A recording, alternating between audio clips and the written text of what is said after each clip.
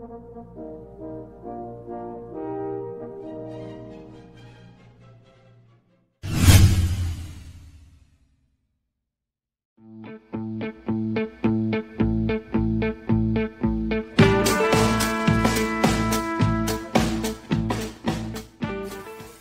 सिला क्या पसीना गिरता, लागत तारा माथा से ना गंगा जमुना बहता। गंगा जमुना कहाँ से? ई तो पसीना बा, बाकी हमार पसीनों में भी खाद बा, जब खेतवा में पड़ेला ना उमें तो गुना अनाज होखेला। कहलू बाबू कहे कि हमनी के खाए के और जिए के सहारा खेती बा।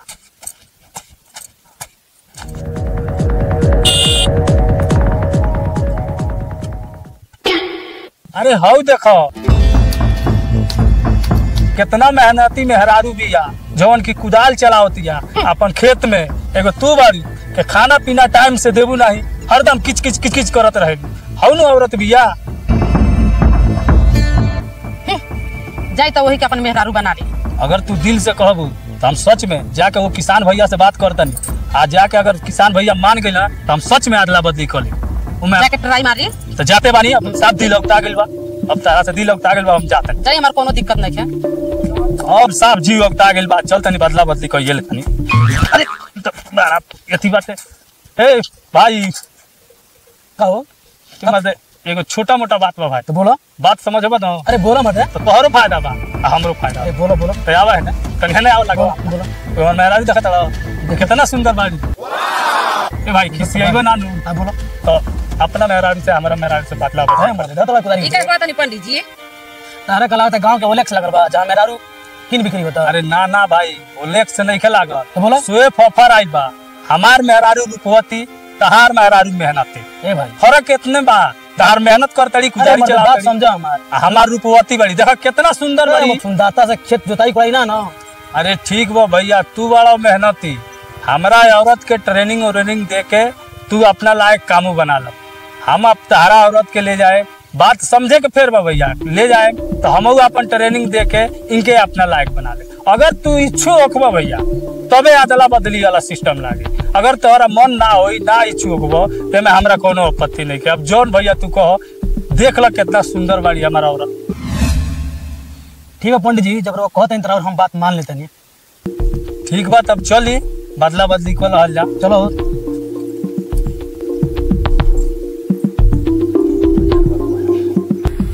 ठीक है पंडित जी, देख लो ना भाई। हम देख ले बदला बदली को अपना औरत से पूछ लो, हम बता दे ना। बदला बदली करते नहीं ना, एक रवा पछताए देख लो, हम बहुत भारी पड़ी रवा पर। चली तो जाई रवे इहे नियत बा त हम जइबे करब। रवे पछताई यहाँ के रोई ना किच किच किच किच रोज करते रहनी, खाना ना बनाए ना टाइम से कोनो काम करे। अब खाए जाई रहुआ। चली बैठी गाड़ी पर चल जा अपना घर है।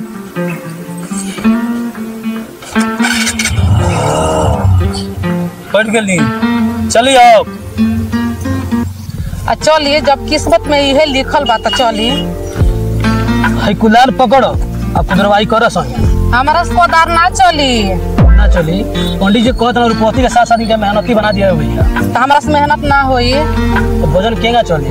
अब जैसे जे चलाई बदला बदली करके महंगा पड़ लिखा ये तो बता। ठीक बा बैठो हम कुदारी चला के आवत है।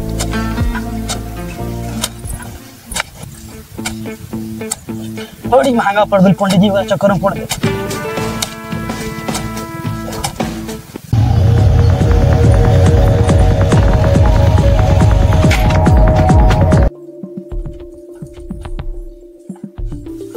ये हमारा बेडरूम बा। बेडरूम तो बड़ा है बाजी। अच्छा चली आज से तरह हमार पति बानी और सेवा करल हमार धर्म बा। आज चली बिस्तर पर आराम करी, हमरा के चरण सेवा कर देतनी। सुना अभी खेत में से काम करके आइल बा, पसीना सुना छूटल बा, कादो मिट्टी लागल बा। पहले स्नान करके आओ, ओकरा बाद चरण स्नान। ठीक बाटे। बाथरूम के ने बाजी? बाथरूम सीधा बाटे, हम पंडिताइन के लुगा कपड़ा लेके आओ तनी। ठीक बाटे जात।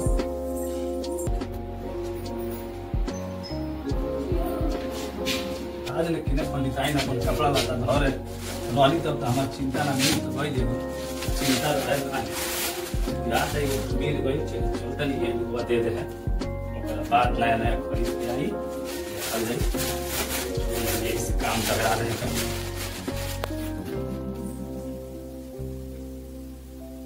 कहाँ बड़ू कपड़ा लिया नहीं लो अंदर। अरे कितना नहा तड़ी धोआ तड़ी अभी लेना है, इंतजार करते हैं वगैरह से।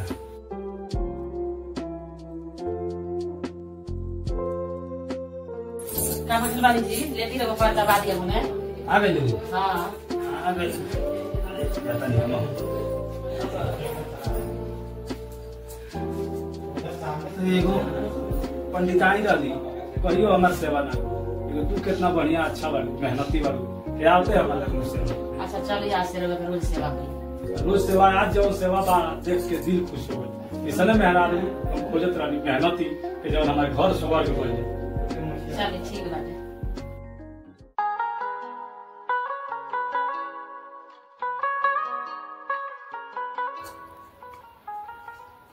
जनी पंडित जी पति के सेवा करल भी बहुत सकून मिलेला सेवा करके जानते नहीं। ठीक बा अब हालत थकल बाड़ू रहे दे सेवा बाद में होई तुम आराम करो।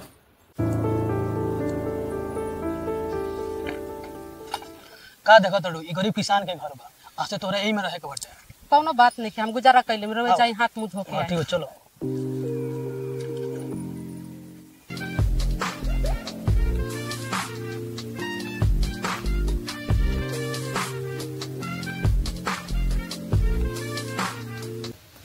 हे भगवान ये घर में न पंखा बा न लाइट बा कितना गर्मी होता।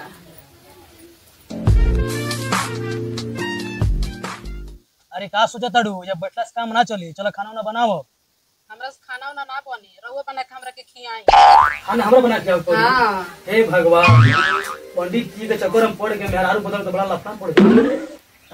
सुनी जी एक बात और ये हमरा और मेहरारू के छोड़ल कपड़ा ना पहना हमके बिहान के बिहान बनारसी साड़ी खरीद के लाती। इतना हमारा औकात नहीं है तो के बनाते साड़ी पहना सके। ई तरह में मेहरारू बदले से पहले सोचे के चाहिए कि इतना सुंदर मेहरारू पहले बाड़ी तो एकर डिमांड हम पूरा कर सकते कि नहीं थे। ई बात तरह पहले सोचे के चाहिए। अब तो हमारे एगो हर एक डिमांड पूरा के रख पारी। अच्छा देवी और हर डिमांड पूरा करे कोशिश करें तो सुती हम तो खाना बना। सुनी का हो दिन भर खेते में रहुआ काम कैले बानी जाके बढ़िया से नहा धो के साफ सुथरा हो के आई आ तब रहुए खाना बनाई ऊ खाना हम खाई नहीं तो हम ना खाई। अच्छा देवी ए सुनिया अब का हुई ले हाई चौकी में हम ना सोते हमरा के पलंग बढ़िया लिया दी गदा लिया दी। 4 साल से सुतत नहीं यही पो तेरा गदा ला दे ना हमके गदा लिया दी हम गदा पर सोते। ठीक हो जाते नहीं बाजार ए सुनी अब का हमारा बढ़िया कंपनी के सर्फ साबुन चाहिए हम ब्रांडेड एकदम न्यू लिया के दी हमरा के तब शैम्पू साबुन हम लगाई उस ना होई। एगो हमरा के फ्रिज किन दी हमरा गर्म पानी पिए के आदत नहीं खे हमके एगो फ्रिज रही हम ओमे से ठंडा पानी पिए। हमारा दादा परदा मर गए कुआं का पानी पी गया तारा फ्रिज गए चाहिए। हाँ तो हमरा नहीं उ सुहाला हमार चाहिए एकदम ठंडा पानी। ए सुनी अब का रही तो पागल को दी का हमरा के आजी हमरा खातिर एगो वॉशिंग मशीन खरीदी वॉशिंग मशीन ना खरीदेम तो हमार लुगा कपड़ा के गो फींचाई अगर लुगा कपड़ा ना फींचाई इहो रहुए फींचे के पड़ी। ए सुना अब का हो अब हम शाकाहारी बानी ई घर में मीट मछली दारू शराब ना आवे के चाहिए। अगर ई घर में आ गई तो हमरा से बुरा केहू ना होई। ये बताओ हम किसान आदमी बने मेहनत करे वाला और मुर्गा मछली मना कर देबो तो खाई बना तो कुतरवाई के ना होई। ई रहुआ सोची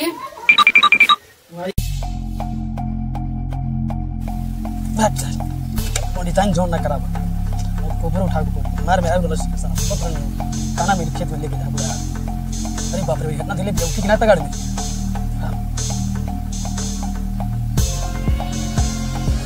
जा पंडिता।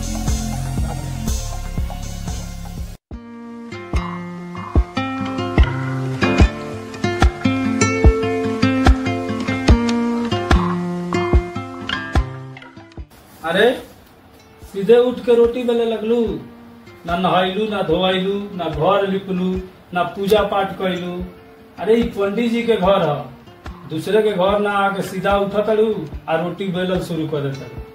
ए पंडित जी हमनी के यहाँ पहले पेट पूजा होला ओकर बाद बाकी पूजा जानते नहीं पंडित जी हमनी में एक कहावत बा भूखे भजन ना होखे गोपाला आ ले ली रहुआ अपना कंठी माला। हमरा तो सुबेरे सुबेरे पहले 1 दर्जन रोटी नाश्ता में चाहिए। हमारा घरे कौन हर कुदार नहीं चलाव के, दिन भर बैठल रहे के बा। जब गाड़ी बैठल रही तो पूरा टंकी भर के रखले के का जरूरत बा। गाड़ी चली या बैठल रही, लेकिन हमरा टंकी फूल चाहिए। जानी पंडित जी।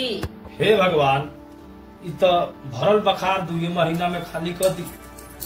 मेहरारू बदल के हम बड़ा पछतावा में पड़ गए बन। क्या कहनी है? कुछ ना तू अपन काम कर, हम निकला तानी। सुना ताड़ो, अरे सुना था बिहान हो गई मेरा रोबी तले सुतल बिया। दिन इतना आ गई एगो हमार मेरा रोल लसिया, घर द्वार सारा गोबर उतार के फिट गई लसिया। ओकरा ना रहला कोई सारा काम हमारा करे पड़ता, एके बनाव खियाव कपड़ा लाता सारा करे पड़ता। पंडित जी के चक्कर में पड़ गए तो हम तो घन चक्कर में पड़ गई बन, जगह ही पड़ी वहीं जाके।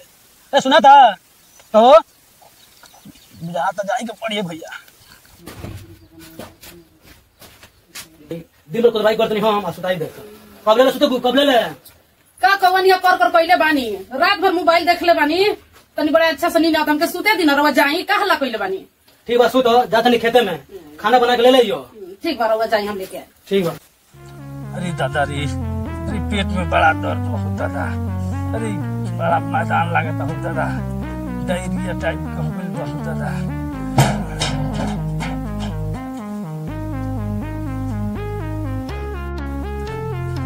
हे भगवान, मेहरारू के हाथ से खाना खैले पर तो बुझाता डायरिया हो गई। कैसा रोटी पकैले रही, अब लागत फिर बाथरूम जाए के पड़ी।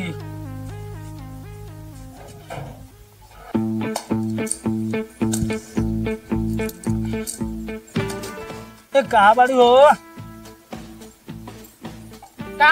कइले बानी जी, आई खाना निकाल दे। अरे खाना खिया के तो ऐसा दर्द दुख रहे बाड़ू का लागत डायरिया हो गइल बा, बहुत पेट झरता, साफ हम परेशान हो गइल बानी। जाके दावा कहीं से किन के लिया के खाई, हमार डायरिया रुको, बीमारी तबीयत खराब हो गइल बा। ठीक बा, हमें अबे 5 मिनट में दवा लेके आवतनी, रुकी रहो। जल्दी लेके आओ ना, तब आदमी बुझाता मर जाई, दर्द हो गइल बा पेट में। हे भगवान, ऐसा मेहरारू से काहे हम अदला बदली कइली। अरे दादा किसान तम ना बदला बदली कइले रहती, साफ बेकार कलहनी हम अपन। अरे बड़ा पेट में दर्द होता। ई मेहरारू गई कमले दवा लेके आई। दादा तो बुझाता कि हम साफ आदमी के पेट फाट जाए। ए आइलू के ना हो। अरे कमले आई मेहरारू, कोनो टेंशन नहीं होगा। एकरा से बढ़िया हमार पंडित आई ने इतना कोनो बीमारी ना हो। साफ आफत हो गई भगवान। अरे कमले आई हम। ए पंडित आई आइलू हो? आइली दवा पंडित जी, खाई मेरा पिछवाड़ा जाम हो जाओ। कहाँ से ले आइलू? किस्मोहर राय के डॉक्टरी में से लेके आवत नहीं। आ कहलू नंबर पे तो सब कहले बानी, सब कहले बानी, खाई ना रहुआ, खाई अबे आराम मिल जाई। हां खाई दादा अब पानी उठेबू। अरे बुझा तो पेट तो फाट कोई। दो पनिया तो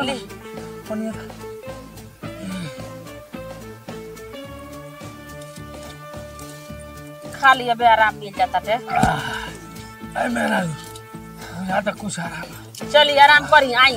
अरे कुर्सी ले आओ, चाहे कुछ ले आओ।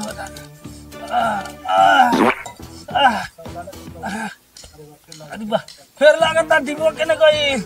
अरे बाबू, अरे शौचालय जाए जाए देखो तो अब बुझाता आराम हो जाए कुछ।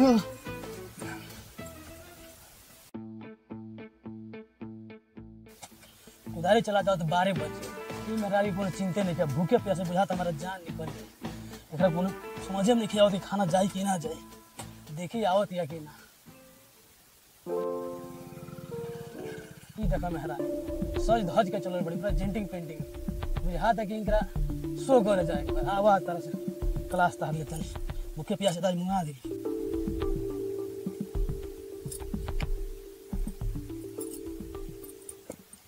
ए जी सुन तनी, आई खाना आ गिल बा, खा ली। लाओ खाना लाओ, भूखे प्यासे तो मुंगा दी। पहले देखो तो नहीं होत नदी ना, पहले वो नदी से नहा के आए तब हम खाना खोला। हाँ तो किसान आदमी नहाई खाई तो खेत के सीजन हाथ से भाग जाए। दो खाई तब खाना ना दी ना, हम खाना ना खोला। अच्छा दो लो कौन नहा ले खाना दो। आ चली जब इहे करे के बा तब बैठी। अरे बुझाता कुछ भूखे प्यासे बुझाता लो।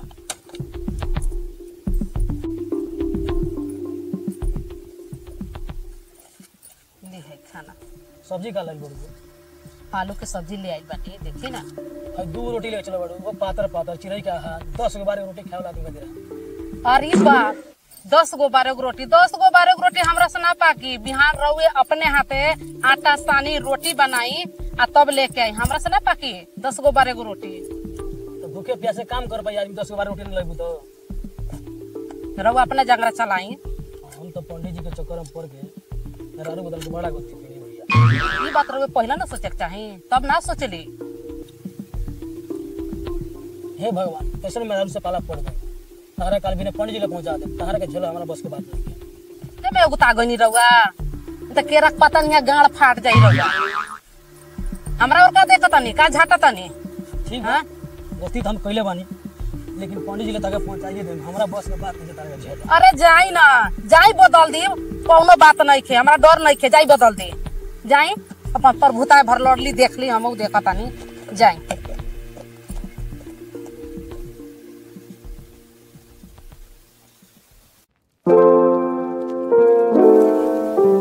पंडित जी प्रणाम। प्रणाम प्रणाम। मेहरारू ठीक ठाक बिया न? राहुल मेहरारू हमरा बस के नहीं खे तो चली अपन मेहरारू ला ली हमारा मेहरारू वापस कर दे रुआ। ए भाई पहले हैया बैठ बात कोनो कहत नहीं समझ। बहुत परेशानी बानी पंडित जी हम बहुत ज्यादा। भाई देखो परेशानी में तो हमहू बानी बहुत मुसीबत हम झेलत हई, लेकिन डरे मेहरारू के कहत नहीं लागी हमके कुटाई कर समझ लो। अब हम मेहरारू के बुला देतनी। अब तू अपन मेहरारू से पूछ लो अगर इच्छू होती है तो भाई हो बुला के लेके चल दी बनू तो हमरा माथा के दर्द खत्म हो। बुलाई पंडित जी बुलाई। ठीक बा भाई ये बैठा बुलाओ। बुलाई। ए सुनो ताड़ी हो तनी हने आई बू आवा देखबू के आइल भाई आवा जल्दी। का कहता नहीं जी बोले देखबू का कहता हम फिर मेहरारू बदला बदली करे कहता। का रे कौन मुहले कइले है हमार दुआरी में सुंदर मेहरारू पहले त गबगबाख भगले ह आ चले ले दुआरी पर कि हमरा मेहरारू बदले के बा तोर लाज नहीं खेलाग। हम का जन नहीं सुंदर मेहरारू के ले जाए तो इतना घन चक्कर में पड़ जाए। चलो माफ कर हमरा के चलो घर चलो। नी पुतरा का हां के कोरिया आ इ बेला ना देखत रे लोला पूछ देम त हर जान रखी नाही तू। ए पंडित जी बतियाई चलिए अपन लेके आई। ए सुनो ना जब हाथ जोड़त हो तो इज्जत करो। हमहू तो तारा से परेशाने बा। रहुआ चुपारी रही ना त बेलना से मार के तहरो को लूला पहुंच द हम कामू मेहरारू पहिनी हाथ लेके चले नहीं है अब कहत नहीं जे परेशान बनी। अरे हमरा के माफ कर दी ठीक बा जहाँ रहनी तो है चल जाए। रहुआ के बेलना का मार खाए के पड़ी। कामू हम देख के लिए नहीं हो लेकिन पंडित जी के घर में पूजा पाठ नियम से नहा धोआ के खाना ई सब पहले नहीं सोचे के चाहिए रहुआ के। तो गलती के पछतावा तो करते जब माफ कर दी। भाइयों साहब हाथ जोड़ लन हमहू हाथ जोड़ अब का चाहत का कहनी हां जब मन करी त बदल दे जब मन करी फिर बदल हो जाई। चित पर यहाँ पर बैठी ता अरे ये भी नहीं हमार दुआर पर फिर बोलावे चल यहाँ से उठी तो भागी से पहले यहाँ से काजी फिर मुंह उठा के चले लिए जाना मेहरारू बोलाए आए काहे रहुआ ये जनैनी मेहरारू के रहुआ खेलाओ ना समझत रहनी मुंह उठा के बदला बदली कोई के मुंह उठा के बोलाए चले आईनी रहुआ तो का करी टाइम पर खाना बनाते नहीं खू खाना कपड़ा धोते नहीं खू घर द्वार साफ करते नहीं खू सारा काम हमरे से करवाओ तो ओकर अलावा किसान आदमी बानी भूखे प्यासे खेत में प्राण चल जाता लेकिन खाना लेके आवत नहीं खू। इ नखरा झेले खातिर तो रहुए बदला बदली कैली तो हाँ डिमांड हमरा से न रुका। अभी ये तने में रह गई रहुआ अभी तो हाई बाल बढ़ल बा एकरा के कटवाए के बा जाए के बा अब है ना लकमी कोठलाली लेके आए के बा अभी इतने पर घबरा गई। अभी काजल ब्यूटी पार्लर हरनाटार में जाए के बा चेहरा बनवाए के बा तो भाई पंडिताई लोग रहेला अभी इतने पर रहुआ घबरा गई। हमारा खातिर सीला बड़ा बढ़िया रही सारा काम करो सीला हई देख तनी चली हई चली रहुआ के घरे बतावा तनी आ तब रहुए के पूछा तनी तब पता चली हई देख तनी नु चली चली मेहरारू बदल के बहुत पछताते हैं। रउआ सब भैया लोग ऐसा गलती मत करें काहे कि हमने जैसन पछताए के पड़ी औरत कोनो अदला बदली के चीज ना है सन। हम चाहे रुआ लोग से नहीं हो रहा करें अमन फिल्म्स कंपनी के रुआ लोग सब्सक्राइब करी जा सपोर्ट करी जा और हमके वीडियो शेयर कर जाए। कसले जी कर जान, लाइक करी जान, सब्सक्राइब लाइक कर शेयर जान, कमेंट कर और जान। अपना ढेर सारा और प्यार और कमेंट दुलार में दीजिएगा। एक ऐसा काम किया है सब लिख के कमेंट में बताते रहिएगा। धन्यवाद। धन्यवाद।